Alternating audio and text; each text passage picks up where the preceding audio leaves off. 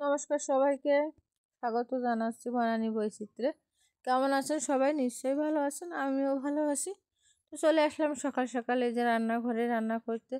তো আজকে কি কি রান্না করব আপনারা দেখেন। আজকে এই যে আমি 3 রকম আর কি তরকারি রান্না করবো। পুঁই শাক নিয়ে এসছি ঘের থেকে, আজকে না, গতদিন আমি এনে রেখেছিলাম। আর এই যে পুঁই শাকের বিচি কিছুটা নিয়ে আসলাম। আর এখন কিন্তু পুঁই শাকের বিচি খেতে খুবই ভালো লাগে। তো এই যে আমার একদম কিন্তু কচি কচি পুঁই শাকের বিচিগুলো আমি নিয়ে আসলাম। আর এই যে মাছ, বাটা মাছ আমি এই যে কেটে রেখেছিলাম ফ্রিজে, সেটা বের করে যে ফুলকপি দিয়ে রান্না করব। তো সেজন্য এই যে আমি এখন এই যে চুলোটা জ্বালিয়ে কড়াইটা বসিয়ে তেল দিয়ে দিলাম। আর এখন আমি এই যে প্রথমে রান্না করবো পুঁই শাকের বিচিটা। তো সেজন্য পেঁয়াজ কুচি করে রেখেছিলাম, তো পেঁয়াজ কুচিটা দিয়ে এখন একটু নেড়ে ছেড়ে নিলাম। আর এখন রসুন দিয়ে দিলাম, আদা থেতো করা রসুন, পুরোপুরি কিন্তু বাটিনি। তো রসুনটা দিয়ে আমি আর একটু নেড়ে ছেড়ে নিলাম। আর এখন দিয়ে দেবো ওই চিংড়ি মাছগুলো দিয়ে আমি একটু ভেজে নেব। তো আমি একটু লবণ দিয়ে দিলাম। আর এখন দিয়ে দেবো একটু হলুদের গুঁড়া, দিয়ে আমি ভালো করে একটু নেড়ে ছেড়ে নিলাম। নিয়ে এখন দিয়ে দেব আমি যে পুঁই শাকের বিচিগুলো এখন কেটে ধুয়ে রেখেছিলাম। তো সেইটা একটু ছোটো ছোটো করে যে কুচি করে নিয়েছি আমি। তো দিয়ে আমি এখন এই যে একটু নেড়ে ছেড়ে নিচ্ছি। এরপরে দিয়ে দেবো আমি কয়টা যে কাঁচা ঝাল ছিঁড়ে রেখেছিলাম, কাঁচা ঝাল। আর দিয়ে দেবো পরিমাণ মতো লবণ। তো কাঁচা ঝাল আর লবণ দিয়েছি, এখন দিয়ে দেবো একটু হলুদ। তো সব কিছু দিয়ে আমি একটু নেড়ে ছেড়ে নেবো একসঙ্গে সব কিছু।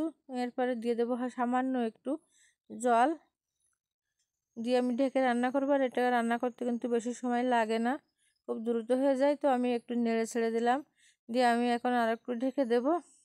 আর এখন এই আমার এই বিচিটা রান্না হতে হতে আমি আর কি অন্য তরকারিগুলো কেটে নেব। এই যে এখন কাটছি পুঁই শাক। তো পুঁই শাকটা কেটে নেওয়া হয়ে গেলে আমি তারপরে ফুলকপিটাও কেটে নেব একসঙ্গে। তো এই যে আমি এখন কিন্তু পুঁই শাকটা কেটে নিচ্ছি। আর ওদিকে আমার যে বিচিটা হতে দিয়েছি ওটা হতে থাকুক। আর আমার পুঁই শাকটার ভিতরে কাটা হয়ে গেছে। তো এখন আমি এই যে ঢাকনাটা খুলে এখন একটু নেড়ে ছেড়ে নিলাম। আর এখন কিন্তু আমার পুঁই শাকের বিচিটা একদমই কিন্তু রান্না হয়ে গেছে, দেখাই কিন্তু বোঝা যাচ্ছে। তো আমি জলটা একটু শুকিয়ে নিয়ে এখন আমি নামিয়ে নেব। একদম রান্না হয়ে গেছে আমার পুঁই শাকের বিচিটা, চিংড়ি মাছটা। তো এখন আমি আগে রান্না করব এখন ফুলকপি দিয়ে এই যে বাটা মাছ, তারপরে পুঁই শাকটা রান্না করে নেব। তো যাই হোক, এখন ফুলকপিটা রান্না করব, এই জন্য আমি কড়াইটা ধুয়ে আবার বসিয়ে দিলাম চুলোর উপর। তারপরে যে মাছগুলো দিয়ে আমি একটু ভেজে নিলাম। তো আমার মাছগুলো কিন্তু ভাজা হয়ে গেছে, আমি তুলে নিলাম। আর মাছগুলো তুলে নিয়ে আমি দিয়ে দেবো এই যে কয়েকটা গোটা জিরে। আমার আজকে আর কি জিরে আমি গুঁড়ো করে রাখি, তো সেটা নেই, সেজন্য আমি জিরে এইভাবে দিয়ে একটু তুলে নিয়ে পরে ঘষে তরকারিটা আমি জিরের উপর ঢেলে দেবো আর কি।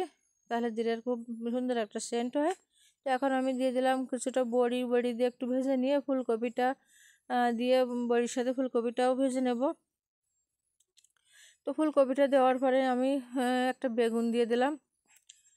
বেগুনটা দিয়ে আমি একটু নেড়ে ছেড়ে নিচ্ছি। হলুদ লবণ দেওয়া হয়ে গেছে এখন। আর দিয়ে দিলাম কয়টা কাঁচা ঝাল। তো এখন আমি দিয়ে দেবো পরিমাণ মতো জল। তো পরিমাণ মতো জল আমি দিয়ে এখন আমি ঢেকে দেব। তো ঢেকে কিন্তু আমি কিছুক্ষণ জাল করে নিলাম।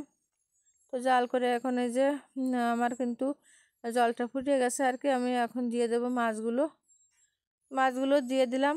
আর এখন দিয়ে দেব আমি পরিমাণ মতো লবণ। তো লবণটা দিয়ে আমি একটু নেড়ে ছেড়ে আমি আবার ঢেকে দেব। তো ঢেকে আমি কিন্তু এবার আরও কিছুক্ষণ জাল করে নিলাম।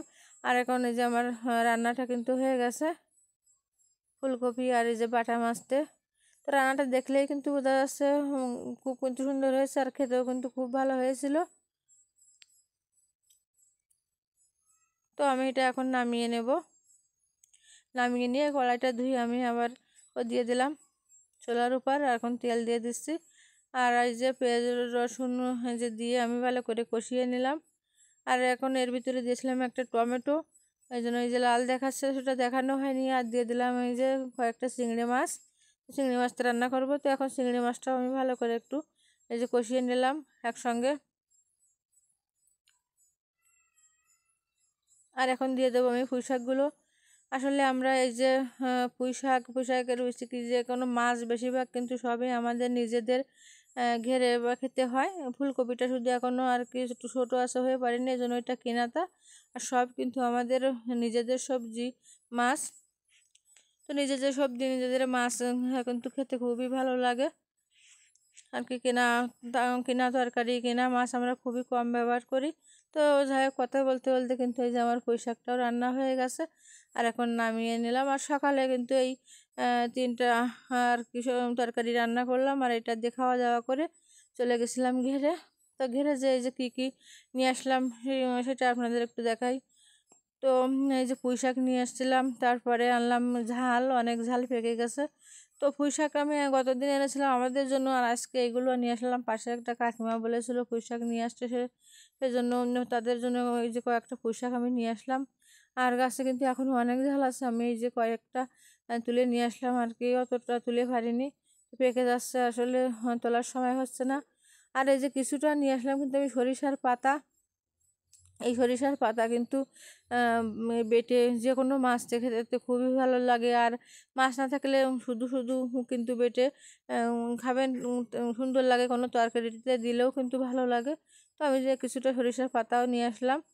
আর এই যে নিয়ে আসলাম দেখেন অনেকগুলো কিন্তু টমেটো, আর এই যে বেগুন, বড় বেগুন। তা আসলে এত বেগুন তো খাওয়া সম্ভব না, টমেটো তো বিক্রি করা হয়, আর বেগুনও এত তো খাওয়া আর কি সম্ভব না, গাছে এখনও অনেক বেগুন আছে।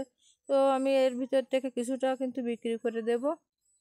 তো সেই জন্য আমি একটু বেছে নিচ্ছি যেগুলো আর কি নিখুঁত আছে, কোনো খুঁত নেই, সেই বেগুনগুলোই কিন্তু আমি বেছে বেছে রাখছি। ওই বেগুনগুলো কিন্তু আমি বিক্রি করে দেব।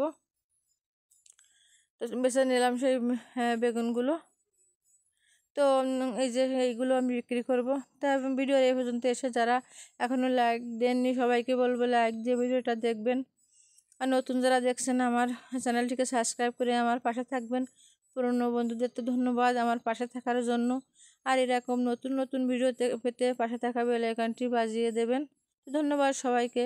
দেখা হবে পরবর্তী নতুন কোনো ভিডিওতে। ভালো থাকবেন সবাই।